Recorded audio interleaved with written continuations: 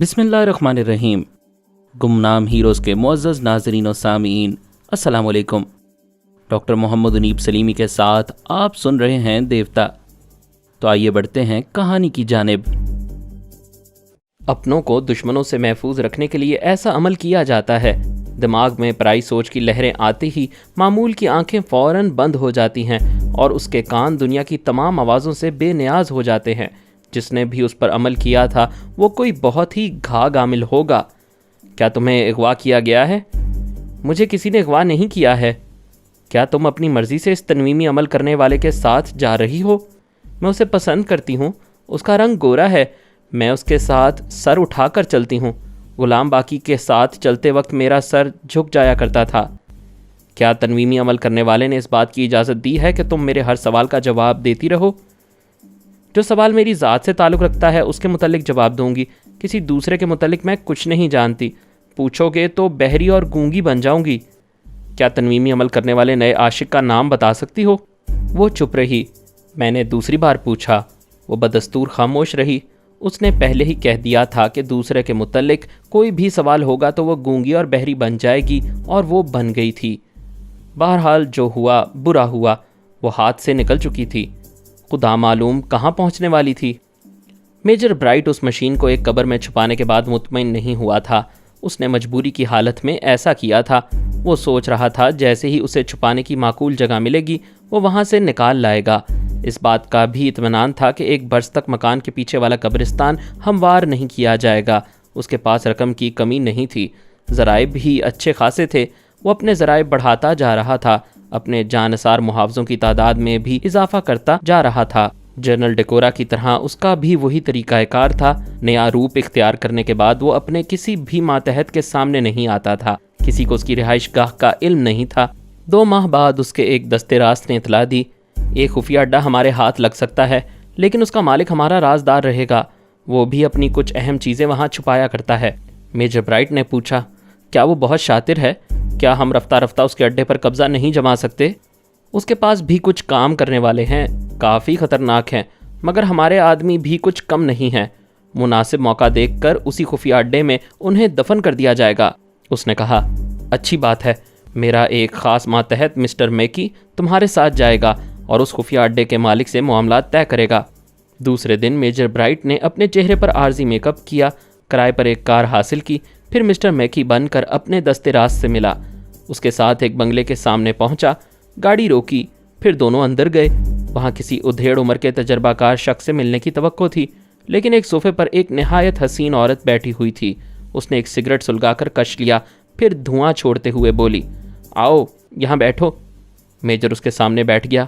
وہ بولی، میں تمہارا نام اور پتہ پوچھ کر کوئی فائدہ حاصل نہیں کر سکوں گی، کیونکہ نام اور پتے جعلی ہوتے ہیں۔ دھوکہ دینے والے ہر حال میں دھوکہ دے جاتے ہیں۔ تم خود ہی بتاؤ، تم پر کس حد تک بھروسہ کیا جائے؟ میجر برائٹ نے کہا، یہ سوال مجھے کرنا چاہیے۔ تم کس حد تک بھروسہ کر سکتی ہو اور کیسے کر سکتی ہو؟ اس سوال کا جواب ہمارا باس دے گا۔ تم میں سے صرف کوئی ایک آدمی اس سے مل سکتا ہے۔ میجر برائٹ نے کہا، میں اس سے ملاقات کروں گا۔ کیا تمہارے پاس اپنی گاڑی ہے؟ میں نے کرائے پر حاصل کی ہے۔ بہت چلاک ہو، ہمارے دھندوں میں چلاکی لازمی ہے۔ تم یہاں سے اپنی کار میں بیٹھ کر جاؤ گے۔ تمہارے سامنے سینٹر ٹیبل پر ایک چھوٹا سا ٹرانسمیٹر رکھا ہوا ہے، میں یہاں سے ٹرانسمیٹر کے ذریعے گائیڈ کروں گی۔ تم انہی راستوں پر چلتے ہوئے اس خفیہ اڈے تک پہنچو گے۔ میجر برائٹ نے میز پر رکھے ہوئے چھوٹے سے ٹرانسمیٹر کو اٹھا لیا۔ وہ بولی، کیا تم کبھی جیل گئے ہو؟ میں نے ایسا موقع آنے ہی نہیں دیا۔ کیا پولیس والوں کو تم پر شبہ ہوتا ہے؟ شاید ہوتا ہو، میں یقین سے نہیں کہہ سکتا۔ سوسائٹی میں تمہارا کیا مقام ہے؟ میں خود کو گمنام رکھنا چاہتا ہوں۔ کیا برے وقت پر اپنے بچاؤ کے لیے مستحکم ذرائع بھی استعمال کر سکتے ہو؟ میرا خیال ہے ہر سپاہی کو تلوار اٹھانے سے پہلے ذرا بختر پہن لینا چاہیے۔ بائی دا وے، تم نے میرے باس کے متعلق کچھ نہیں پوچھا، صرف میرے متعلق سوال کر رہی ہو۔ تم میرے باس سے ملنے جا رہے ہو، اس لیے تمہارے متعلق جاننا ضروری سمجھتی ہوں۔ تم جا سکتے ہو۔ وہ اپنی کرائے کی کار میں آ کر بیٹھ گیا۔ چونکہ اسے تنہا جانے کے لیے کہا گیا تھا، اس لیے دستے راست چلا گیا تھا۔ وہ کار ڈرائیو کرتا ہوا مین روڈ پر آیا، پھر اس نے ٹرانسمیٹر کے ذریعے پوچھا، مجھے کدھر جانا ہے؟ ایسٹ اینڈ پولیس چوکی کی طرف جاؤ۔ اس نے کار کی رفتار بڑھاتے ہوئے پوچھا، اس کا مطلب ہے مجھے مسوری کی سرحد پار کرنا ہے؟ ہاں، वहाँ से आगे 10 मील तक जाना होगा। क्या तुम्हारी कार में कोई गैर कानूनी चीज़ है? ऐसी कोई चीज़ नहीं है। अगर होती तो तुम पुलिस चौकी वाले से कैसे निमट सकते थे? मैं चोरी का माल ले जाने से पहले सोचता हूँ, यूँ रास्ते में सोचता हुआ नहीं जाता। तुम्हें रास्ते में भी सोचना चाहिए। हमारे धंधे में किसी भी वक्त शामत आ सकती है। बाय द वे, कोई गड़बड़ हो तो मेरा हवाला दे देना। मुझे मैडम करीना कहते हैं। वो पुलिस चौकी तक पहुंच गया। अमेरिका में एक रियासत से दूसरी रियासत तक जाने के लिए पुलिस चौकियों से गुजरना पड़ता है। वहाँ तलाशी ली जाती है। मेजर ब्राइट के पास किराए की कार थी। उसमें कोई ऐसा सामान नहीं था जो काबिल गिरफ्त होता। उसने बड़े इत्मीनान से डिग्गी की चाबी दे दी। जब तलाशी लेने वालों ने उसे खोला तो वहाँ कोकेन से भरे हुए प्लास्टिक के थैले रखे हुए थे। वो इत्मीनान से स्टीयरिंग वाली सीट पर बैठा हुआ था। इंस्पेक्टर ने आकर कहा, मिस्टर बाहर निकलो। तुम्हारे जैसा दीदा दलेर स्मगलर पहली बार देखा है। दिन दहाड़े कोकेन स्मगल कर रहे हो और इत्मीनान से तलाशी लेने के लिए चाबी भी दे देते हो। वो एकदम से घबरा कर बाहर आया। तेजी से चलता हुआ डिग्गी के पास पहुंचा तो कोकेन से भरे हुए थैले देखकर होश उड़ गए। उसने परेशान होकर कहा, मैं बिल्कुल नहीं जानता, ये किसी ने मुझे फांसने के लिए ऐसा किया है। दूसरे ऑफिसर ने हंसते हुए कहा, मुजरिम गिरफ्तार होने के बाद ऐसी ही बातें करते हैं। उसने अपने पास खड़े हुए इंस्पेक्टर को एक तरफ ले जाकर कहा, देखो, अव्वल तो मैं नहीं जानता ये सामान मेरी डिग्गी में कैसे आया। वैसे मैं मैडम करीना का आदमी हूँ। इंस्पेक्टर ने उसे चौंक कर देखा, फिर आहिस्ता से बोला, मैडम का यहाँ नाम ना लो। उन्होंने तुम्हें भेजकर बड़ी भूल की है। उन्हें चाहिए था पहले मुझसे राब्ता कायम कर लेती। अब कुछ नहीं हो सकेगा। क्यों नहीं हो सकेगा? वो जो ऑफिसर डिग्गी के पास खड़ा हुआ है बिल्कुल नया है, मैडम करीना को नहीं जानता और किसी से रिश्वत कबूल नहीं करता। मुझे किसी तरह बचाओ, मैं तुम्हें माला माल कर दूंगा। किस तरह बचा सकता हूँ? तुमने बड़ी हमाकत की। चाबी निकालकर तलाशी लेने के लिए दे दी। अगर वो चाबी तुम्हारे हाथ में होती तो फौरन इस गाड़ी को स्टार्ट करते और कार लेकर फरार हो जाते। मैं ताकुब करने तुम्हारे पीछे आता और तुम्हें फरार होने का मौका दे देता। लेकिन अब क्या हो सकता है? कुछ नहीं हो सकता था। उसे हवालात में पहुंचा दिया गया। पुलिस स्टेशन में तरह तरह के सवालात किए गए। पता चला किराए की कार है। उसकी जेबों की तलाशी ली गई। तलाशी लेने वाला बहुत ही तजुर्बाकार था। उसने चौंक कर उसे देखा, फिर पीछे हटकर गौर से देखा। उसके बाद मेज़ के पास गया, अपनी दराज खोलकर एक मुहद्दब शीशा निकाला। करीब आकर उसके चेहरे का मुआयना करने लगा। मेजर ब्राइट मुश्किल में पड़ गया था। समझ गया अब मेकअप का भांडा ज़रूर फूटेगा। और भांडा फूट गया। उसने सिपाहियों को हुक्म दिया, इसके चेहरे पर मेकअप है, उसे साफ करो। हुक्म की तामील की गई। चेहरा साफ हो गया। इन हालात में वो किसी मैडम करीना पर इल्ज़ाम आयद नहीं कर सकता था। खुद को मासूम जाहिर नहीं कर सकता था। कोई मासूम और गैर मुतल्लिक शख्स इस तरह मेकअप करके पुलिस वालों को धोखा नहीं देता। उससे पूछा गया वो कौन है, कहाँ रहता है और किसके लिए काम करता है। उसने जवाब दिया, मेरा कोई ठिकाना नहीं है। इस दुनिया में मेरा अपना कोई नहीं। मैं छोटे मोटे धंधे करता हूँ। कभी किसी बड़े सिंडिकेट में मामूली आला कार के तौर पर काम मिल जाता है। मुझे एक औरत ने अपने पास बुलाया था और कहा था, किराए की गाड़ी लेकर आओ, तुम्हारे लिए एक अच्छी ऑफ़र है। मैं वहाँ गया तो एक बहुत ही खूबसूरत औरत से मुलाकात हुई। उसने अपना नाम मैडम करीना बताया और एक शख्स के पास जाने के लिए कहा। मैंने उसका पता पूछा तो बताने से इनकार कर दिया। कहने लगी, मेरे पास ट्रांसमीटर रहेगा, उसके ज़रिए मुझे वो गाइड करेगी और मैं उस शख्स तक पहुँच जाऊँगा। लेकिन पुलिस चौकी से आगे ना बढ़ सका। पता चला जब मैं मैडम करीना से बातें कर रहा था तो उसके आदमियों ने मेरी कार की डिग्गी में कोकेन लाकर रख दी थी। बहुत से छोटे बड़े जुराइम के सिलसिले में मैडम करीना का नाम आता रहता था, लेकिन उसके खिलाफ कोई सबूत नहीं मिलता था, इसलिए पुलिस उस पर हाथ नहीं डाल सकती थी। मेजर ब्राइट उसकी जगह पकड़ा गया था। उसे 6 महीने कैद की सज़ा सुनाई गई। जब से वो मशीन उसके हाथ लगी थी वो भांत भांत के मुजरिमों को ख़रीद रहा था। उन्हें अच्छा खासा मुआवजा देकर एक सिंडिकेट बनाना चाहता था। वो फ़ौज में रह चुका था, जानता था किस तरह एक फ़ौज तरतीब दी जाती है और उसे किस तरह अपनी कमांड में रखा जाता है। इस मंसूबे के इब्तदाई मरहले में उसके पास 50 जाननिसार थे जिन्हें मुख्तलिफ तरीक़ों से आज़माता रहा था, मगर उन्हें आज़माने का सिर्फ 2 महीने तक ही मौका मिला था कि अचानक कानून की गिरफ्त में आ गया। उसे ज़रा भी शुबा होता तो वो मैडम करीना के फ़रेब में ना आता। दरअसल इसी को तजर्बा कहते हैं। जब तक आदमी ठोकर नहीं खाता उसे वक्त पर संभलना भी नहीं आता। उसे ये ठोकर महंगी पड़ी थी। 6 माह बाद जब वो जेल से निकला तो पहला नुकसान ये हुआ कि उसका मौजूदा प्लास्टिक सर्जरी वाला चेहरा सबकी नज़रों में आ गया था, अखबारात में भी शाया हो चुका था। लिहाजा अब वो सिंडिकेट के लोगों से भी छुप कर नहीं रह सकता था।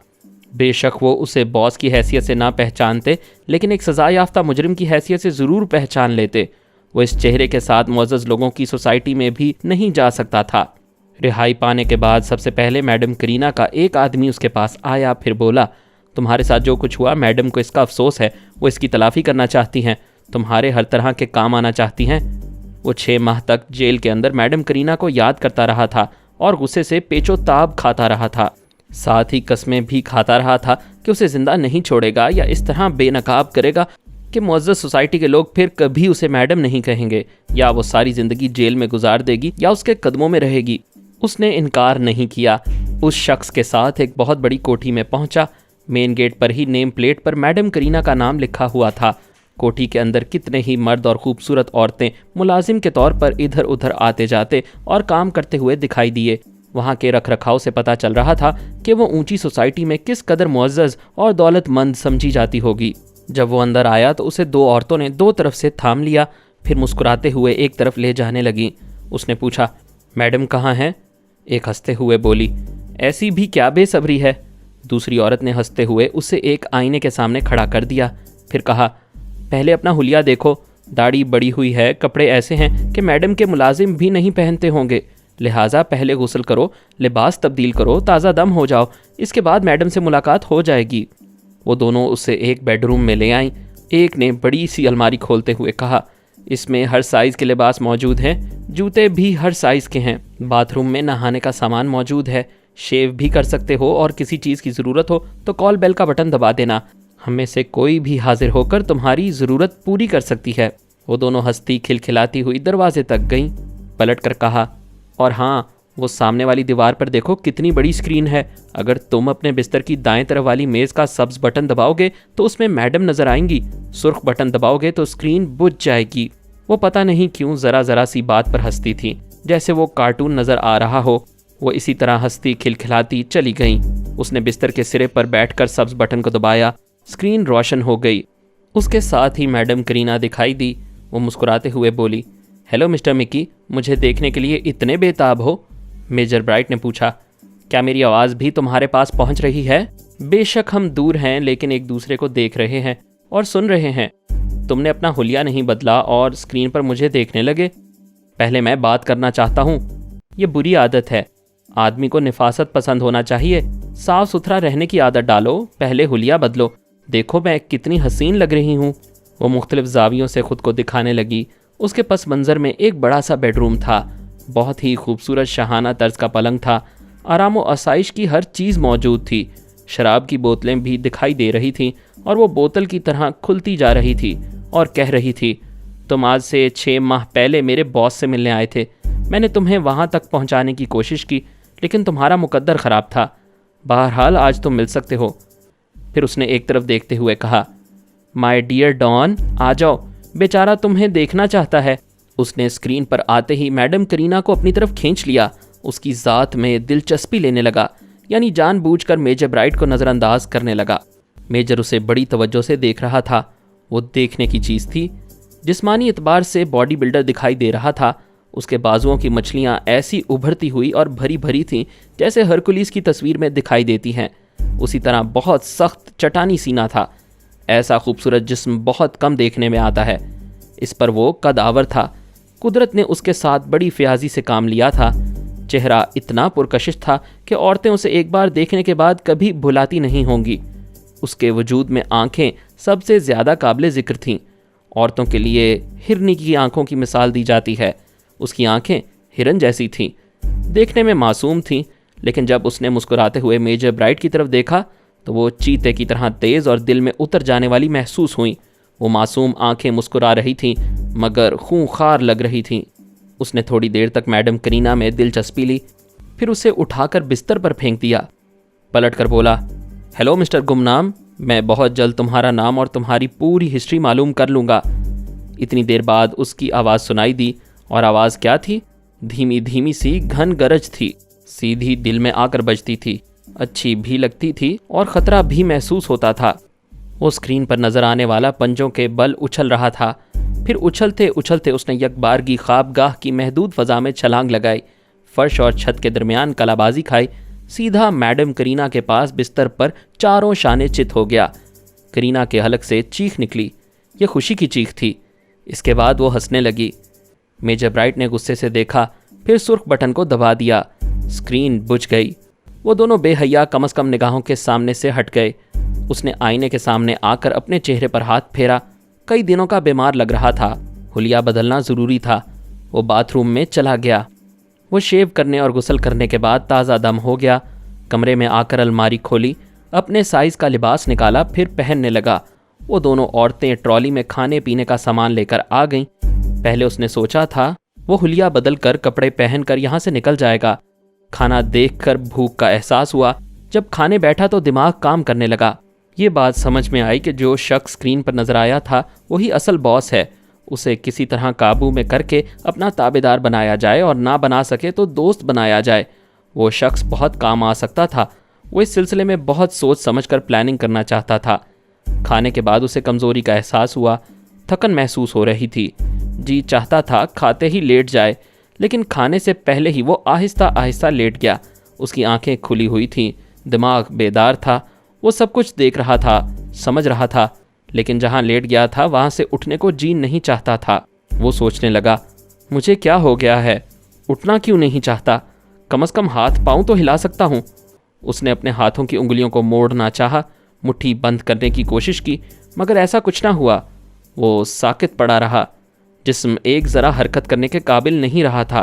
दिमाग में अजीब सी सनसनाहट थी, लेकिन वो सोचने समझने के काबिल था। आंखों के सामने हर चीज़ साफ दिखाई दे रही थी, कानों से भी सुनाई दे रहा था।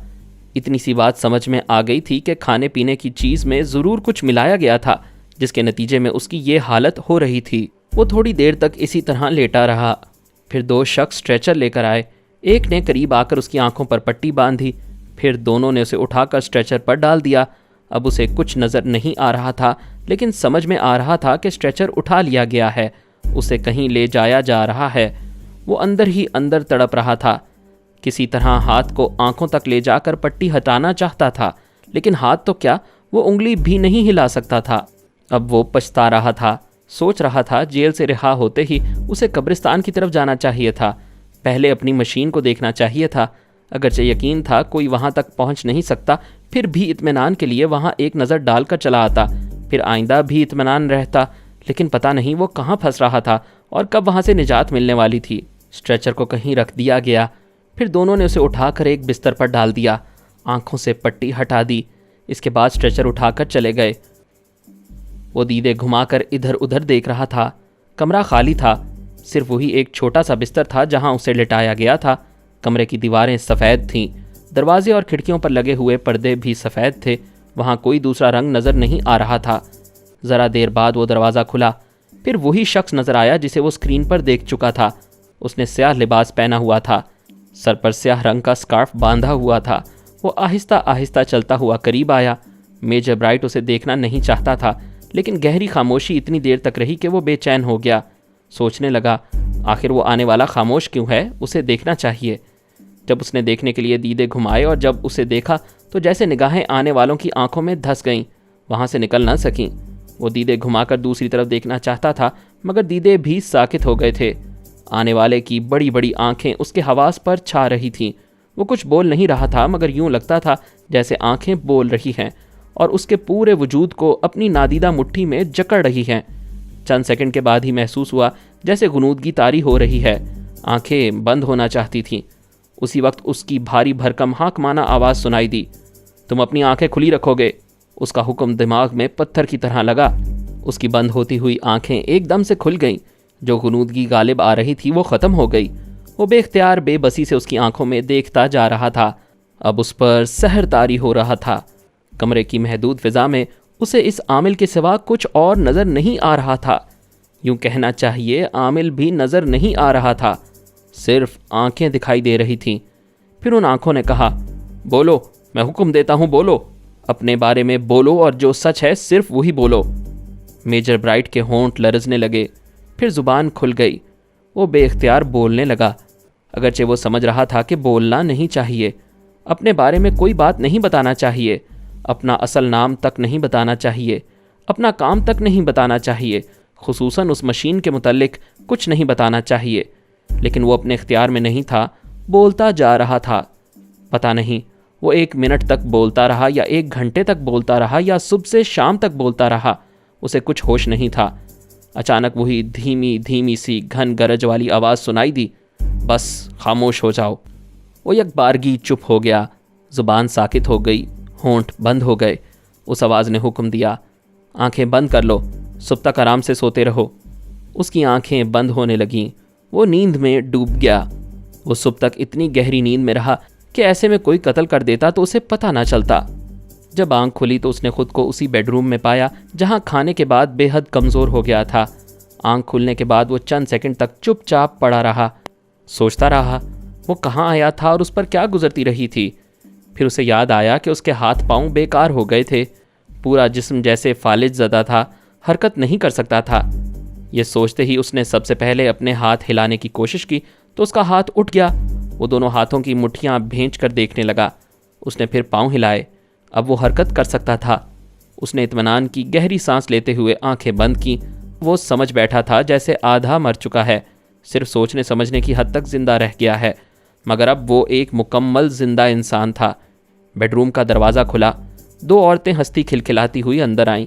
ان کے ہاتھوں میں دودھ اور پھلوں کی ٹرے تھی۔ انہوں نے سامنے رکھتے ہوئے کہا، پھل کھاؤ اور دودھ پیو، پہلے جیسی توانائی محسوس ہوگی۔ 1 گھنٹے بعد اسکرین پر باس سے ملاقات ہو سکتی ہے۔ وہ چلی گئیں۔ اس نے 1 سیب کھایا، 1 گلاس دودھ پیا، پھر باتھ روم میں چلا گیا۔ اب اسے یاد آ رہا تھا کہ اس کے ساتھ کیا ہوتا رہا، اور جو کچھ ہوتا رہا اس پر پچھتانے سے کچھ حاصل نہیں ہو سکتا تھا۔ اس نے اپنی پوری ہسٹری اس عامل کو سنا دی تھی۔ جن دنوں وہ سپر ماسٹر، جنرل ڈیکورا اور کرنل جم کے ساتھ ٹرانسفارمر مشین کو استعمال کر رہا تھا، تو سب سے پہلے بہرام گنگولی کے تنویمی عمل کی صلاحیتیں انہوں نے اپنے اپنے دماغ میں منتقل کرائی تھی، اور بہرام گنگولی نے انہیں عملی طور پر بتایا تھا کہ کس طرح کسی پر تنویمی عمل کیا جاتا ہے۔ لیکن پچھلی رات اس پر جو عمل کیا گیا وہ اس کے لیے نئی بات تھی۔ اس عامل نے زبان سے کوئی سوال نہیں کیا تھا، بس حکم دیا تھا کہ بولو، اپنے بارے میں سچ سچ بولو، اور وہ بولتا چلا گیا تھا۔ کوئی اسے مجبور نہیں کر رہا تھا، کوئی اسے چابک نہیں مار رہا تھا، کوئی اس کا گلا نہیں دبا رہا تھا۔ اس کے باوجود وہ خود بخود بولتا جا رہا تھا۔ بس وہ خوفناک آنکھیں تھیں جو اس کے حواس پر چھائی ہوئی تھیں۔ یوں لگ رہا تھا جیسے وہ نہیں بولے گا تو وہ آنکھیں اس کے لیے موت بن جائیں گی۔ وہ غسل کر رہا تھا اور ٹھنڈے دماغ سے سوچ رہا تھا کہ اس عامل سے بہت زیادہ متاثر ہو گیا ہے۔ اب اس کی آنکھوں کا سحر باقی نہیں ہے، مگر وہ آنکھیں دماغ سے چپکی ہوئی ہیں۔ ایسا لگتا ہے جیسے وہ کہیں چھپ کر دیکھ رہا ہے۔ کچھ بھی ہو، وہ اس کے حواس پر بری طرح چھا گیا تھا۔ اس نے کمرے میں آ کر لباس تبدیل کیا۔ 1 گھنٹہ گزر چکا تھا۔ اس نے پلنگ پر بیٹھ کر سبز رنگ کے بٹن کو دبایا۔ سامنے دیوار پر بڑی سی اسکرین روشن ہو گئی۔ وہی بیڈ روم کا منظر تھا۔ میڈم کرینا مسکراتے ہوئے بول رہی تھی، ہیلو مسٹر برائٹ، تم تو چھپے رستم نکلے۔ جس ٹرانسفارمر مشین کے لیے ساری دنیا دیوانی ہے اسے تم نے چھپا کر رکھا تھا۔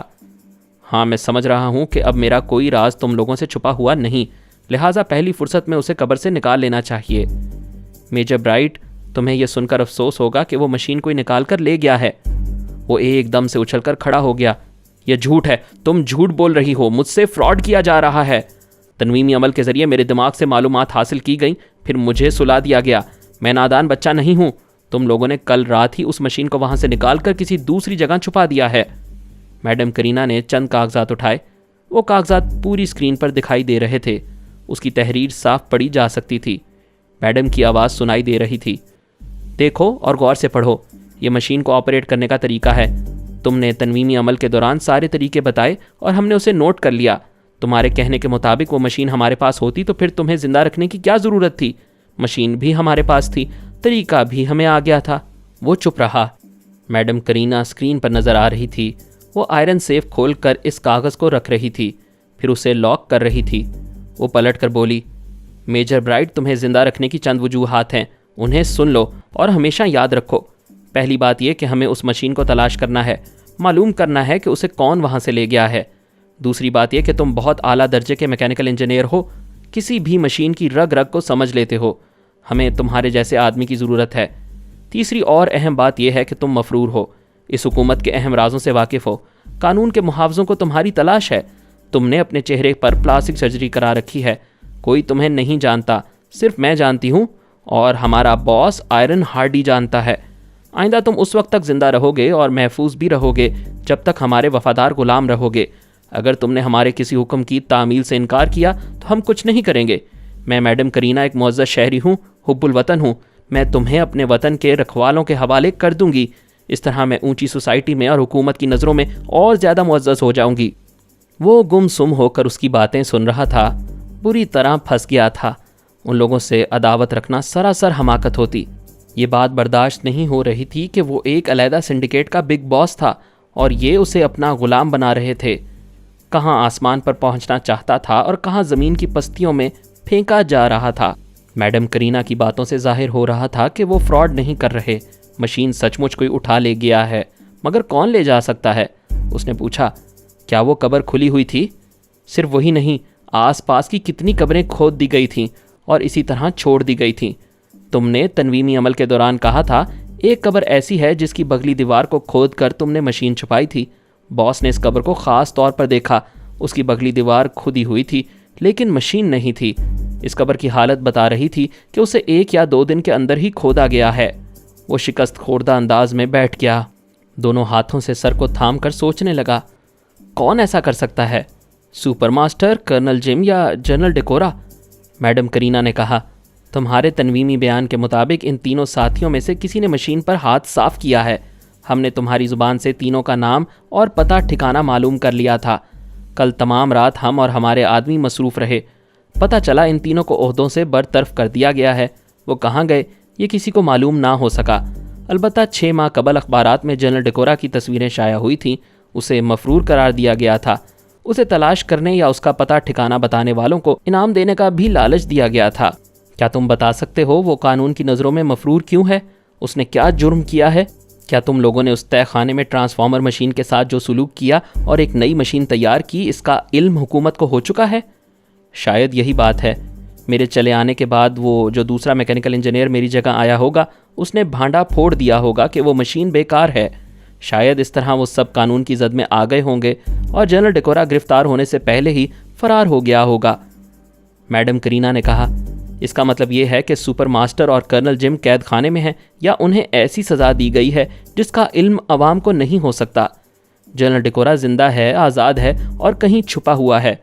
हम फ़र्ज़ कर लेते हैं वो भी तुम्हारी तरह एक सिंडिकेट बनाना चाहता था। उसके पास अच्छे खासे लोगों की एक फ़ौज होगी।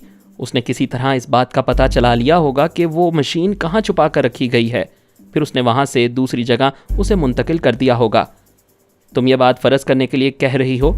मैं यकीन के साथ कह सकता हूँ तुम्हारे बयान के मुताबिक वहाँ एक नहीं कई कब्रें खोद दी गई हैं। किसी को क्या ज़रूरत है कि इतनी सारी कब्रें खोदे, फिर ऐसी मशीन ले जाए जो किसी की समझ में नहीं आती, जिसे कोई ऑपरेट नहीं कर सकता। सिर्फ जनरल डेकोरा ही उसे समझता है और ऑपरेट कर सकता है। मेजर ब्राइट, तुम फरहाद अली तैमूर को भूल रहे हो। तुमने तनवीमी अमल के दौरान बता दिया है कि उस मशीन को समझने और ऑपरेट करने वाली 3 हस्तियां हैं, फरहाद अली तैमूर, आर्मर और मोरीना। वो बेबसी से बोला, मेरी समझ में नहीं आता फरहाद, आर्मर और मोरीना को हमारे बारे में कैसे इल्म हो सकता है? हमें कैसे इल्म होगा? क्या तुम कभी सोच सकते थे? वो कोई जवाब ना दे सका। मैडम करीना ने कहा, अब यहाँ से उठो और जनरल डेकोरा को तलाश करो। इस सिलसिले में जितने आदमियों की ज़रूरत है तुम्हें मिल जाएंगे। जिस अंदाज में तुम एक नया सिंडिकेट बना रहे थे उससे जाहिर होता है काफ़ी मालदार हो। तुम्हारे पास रहने और घूमने फिरने के सिलसिले में गाड़ियों की कमी नहीं है। अगर कमी हो तो हमें बता देना, लेकिन हमसे राब्ता रखना। हमसे छुप कर रहने की हमाकत करोगे तो हराम मौत मारे जाओगे। अब जा सकते हो। वो उठ गया। वो कितना बेबस और मजबूर था। एक औरत के हुक्म के मुताबिक उसे वो कमरा छोड़ना पड़ रहा था, उस कोठी से निकलना पड़ रहा था। सबसे बड़ी ट्रेजेडी ये कि उसका राज फाश हो गया था। उसकी बहुत सी कमज़ोरियां मैडम करीना और उसके बॉस को मालूम हो गई थीं। वो इतना हकीर हो गया था कि उससे एक औरत बात कर रही थी, मगर बॉस ने उसके सामने आना और उससे बात करना गवारा नहीं किया था। मेजर ब्राइट तकरीबन बाजी हार चुका था। अब मशीन के सिलसिले में उसकी कोई अहमियत नहीं रही थी, सिवाय इसके कि वो एक अच्छा मैकेनिकल इंजीनियर था। मशीन के सिलसिले में किसी को भी इसकी ज़रूरत पड़ सकती थी। उसने जिस शख्स को स्क्रीन पर मैडम करीना के साथ देखा था उसका नाम आयरन हार्डी था। वो आयरन यानी फौलाद भी था और हार्डी यानी सख्त और मजबूत भी। वो कमाल का हुनर जानता था। सिर्फ आंखें दिखा कर मेजर ब्राइट से सब कुछ उगलवा चुका था। अभी उसका नाम किसी को नहीं मालूम था। मैं जो दास्तान सुना रहा हूँ, मैं भी उसके मुतालिक कुछ नहीं जानता था। ये सारी बातें बाद में मालूम होने वाली थीं। चूँकि बाद में दास्तान ज़्यादा उलझ जाती, लिहाजा उसे अपनी तरतीब से सुना रहा हूँ। दुनिया का कौन सा ऐसा मुजरिम है जो टेलीपैथी सीखना ना चाहता हो? आयरन हार्डी भी चाहता था। मेजर ब्राइट से तनवीमी अमल के ज़रिए सब कुछ उगलवाने के बाद उसकी खुशी का कोई ठिकाना नहीं था। अब वो अपनी एक खुफिया रिहाइश गाह में जाकर बैठ गया था। इस रिहाइश गाह का इल्म मैडम करीना को भी नहीं था। उसने अपने ख़ास मातहतों को हुक्म दिया, इस मुल्क में जितने मुजरिम हैं सबसे मुलाकात करो और ये मालूम करते रहो कि कौन किसके लिए काम करता है। उनसे ज़रूरतमंद बनकर मुलाकात करो कि तुम भी किसी के लिए काम करना चाहते हो। वो ज़रूर तुम्हें किसी न किसी के पास पहुंचाएंगे, बल्कि किसी ऐसे गिरोह में पहुंचाएंगे जिसका हाल ही में क़याम अमल में आया हो। मज़ीद अक़सात सुनने के लिए हमारे चैनल का सब्सक्राइबर बनें और साथ ही बेल आइकन को क्लिक करें ताकि आपको हर आने वाली नई वीडियो की नोटिफिकेशन मिलती रहे। हमारी वीडियोस को लाइक करते रहें और हमें अपनी दुआओं में याद रखिएगा। ISI और पाक आर्मी जिंदाबाद, पाकिस्तान पाइंदाबाद। हम फिर मिलेंगे इंशाअल्लाह एक नई किस्त के साथ। तब तक के लिए अल्लाह हाफिज़।